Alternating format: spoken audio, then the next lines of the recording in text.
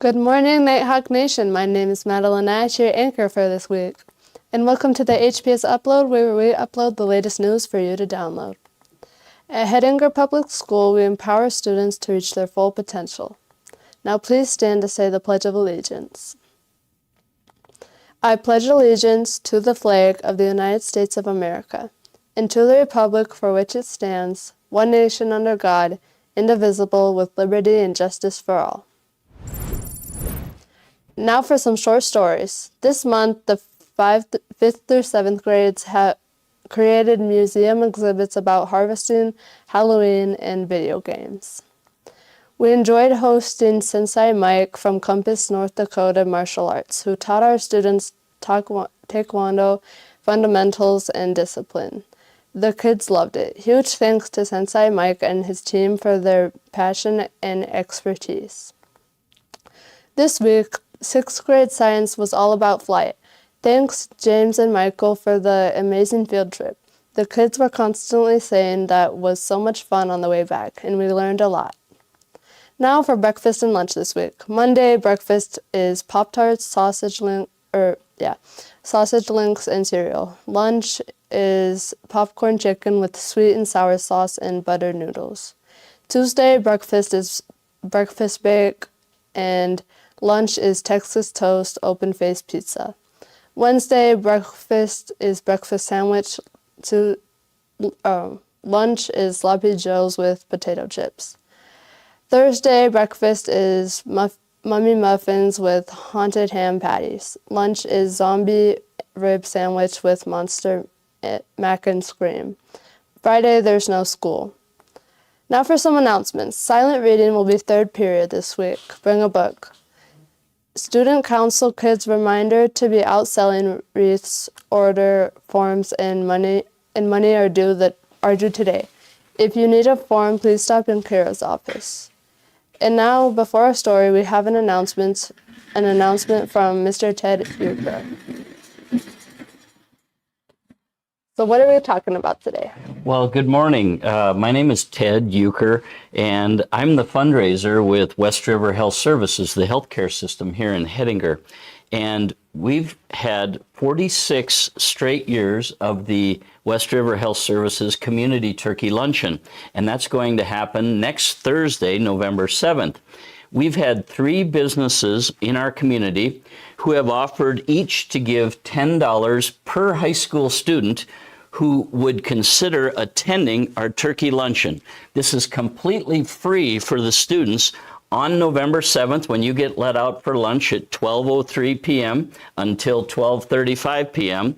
We're asking each 9th through 12th grade student to come up to the Lutheran Church 1 block east of the school and enjoy a hot turkey lunch as well as homemade pie.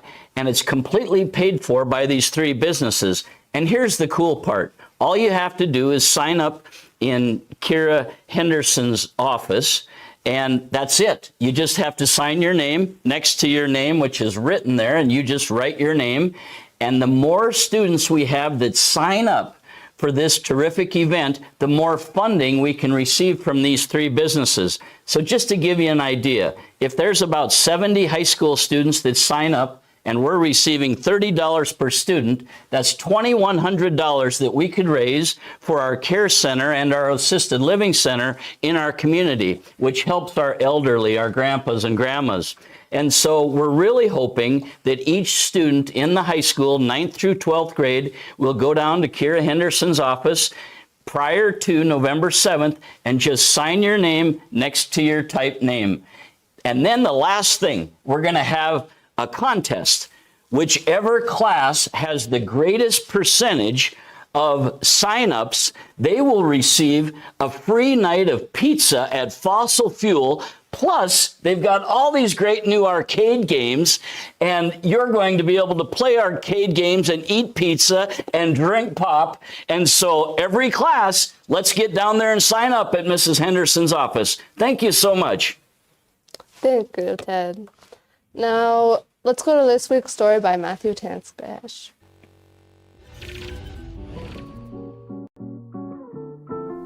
Hello, ladies and gentlemen. Do you remember how last week in the school news story, Mr. J told you that you're going to spend approximately 90 or so percent of your free time in front of a screen? Well, let's talk about video games, more specifically esports. Today I interviewed Mr. J, Mr. Siemens, and Dylan Nash to ask them about their opinion of having a esports team / program at Hettinger Public School. I asked them only one simple question, and that was, well, what is your opinion of having an esports team / program at Hettinger Public School? So again, what is the competition? What does it look like, right? What is the funding model going to look like to fund a program like this? Do we need to buy infrastructure type things that we currently don't have, that don't exist? What type of travel, what type of fees are going to be to the state or to enter tournaments? How are we going to make the money? How are we going to try to generate money to support this activity, right? Is it a male only? Is it female only? Is it a co-ed type sport? Those are things I have to look at. And then, is there enough interest? Is there going to be enough involvement to go forward considering everything that we're looking at, right? Anyone that's followed sports in Hettinger and our co-op for the last couple of years know that there are different levels that the co-op has supported sports based upon student involvement, right? So ultimately, it's one of those things. I'm not opposed to having the discussion on esports, but ultimately, it comes down to being able to answer all those questions in a positive light in order to move forward.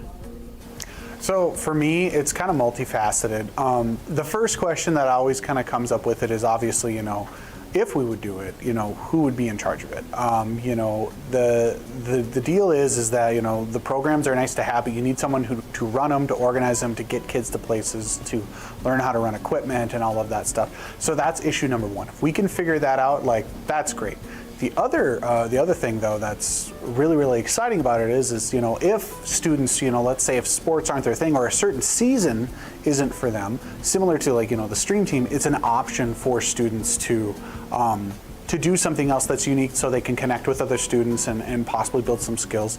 It's something that's been a little bit more popular, I've noticed, especially in college campuses lately. My main things are, one, that'd be great if we could, but the real question is who's going to do it?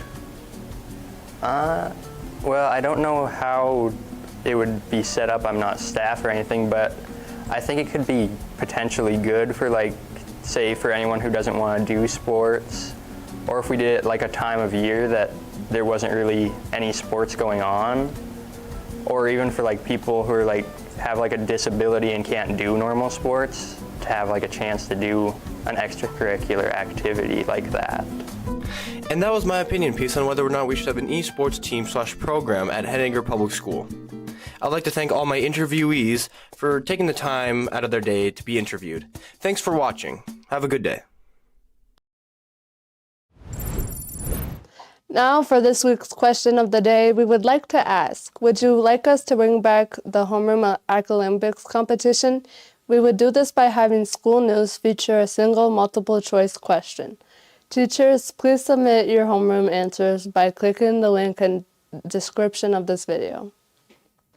Now let's go to Matthew with sports. Thank you, Madeline. And now let's go look at the scores from, I believe, last week's volleyball game. Yep, well, what do you know? Versus the Mott Regent Wildfire, C Squad won 2-1, JV won 3-0, and Varsity won 3-0. Good job, girls. And on the highlights of that volleyball game. Epic rock music. Always a good start. So versus Mott Regent Wildfire, starting off, Sophia Kennedy with the kill here. As you can see, the defenders dive to try to get it up, but it's just not there, making the score 11-14. Next up is Katie Buckmeyer with yet another kill. There's actually 5 in a row. It's kind of concerning. And yet again, the defenders try, and they don't get it. Funny enough, Layla Jensen with a kill. And if you look at where the ball hits, it is kind of right there in the court. Well, the next clip is also a kill of Layla Jensen.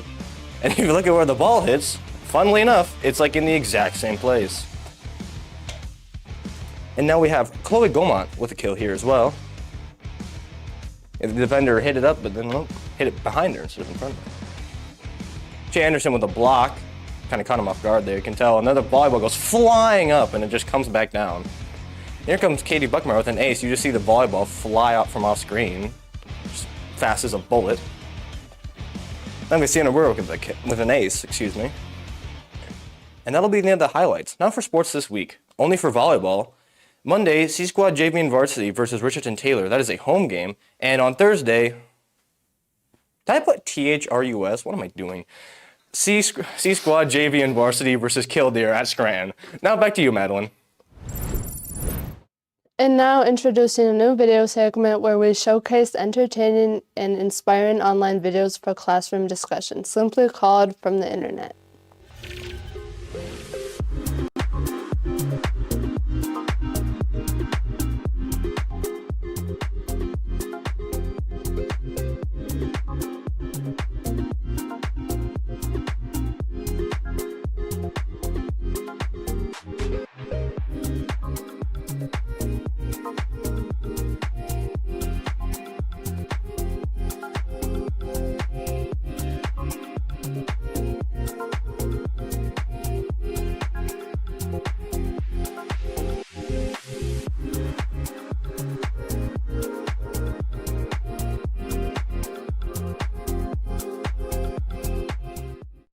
Do you have something to say?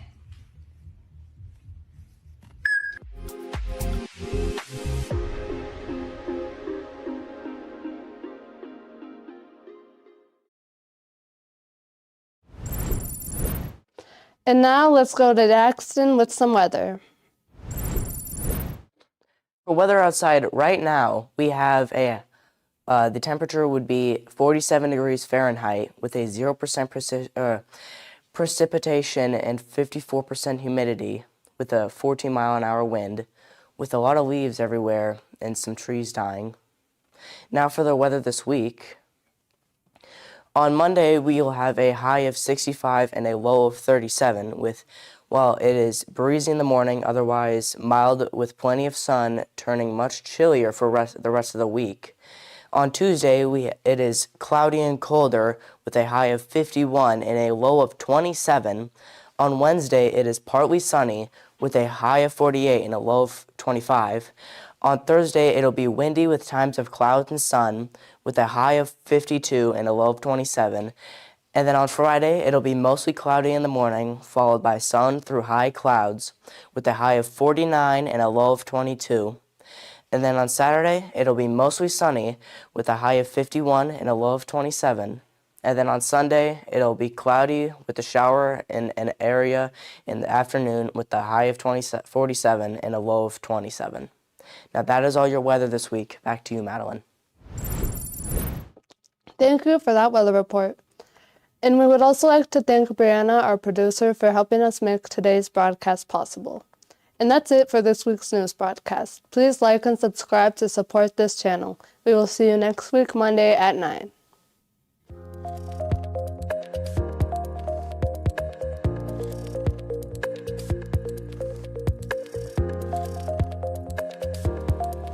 Place to socialize and meet new people. The Peacock also has refreshments like hot and cold coffee and smoothies. We are located at 213 South, Hettinger, North Dakota 58639. You can reach us at 701-637-0102. Again, that was 701-637-0102. We would like to take this moment to express our sincere gratitude to the businesses in the area for their committed support of our live streaming program. Your contributions have been truly invaluable, and we want to emphasize just how essential they have been to the success of the HBS Stream Team. Individuals they truly are. Their support has created a valuable service to our community, parents, and family members near or far. So thank you, businesses, for allowing us to strengthen our community through these live and recorded events. And if you enjoy having live broadcasts such as this, we strongly encourage you to give back by supporting these businesses. They are the lifeblood of our community.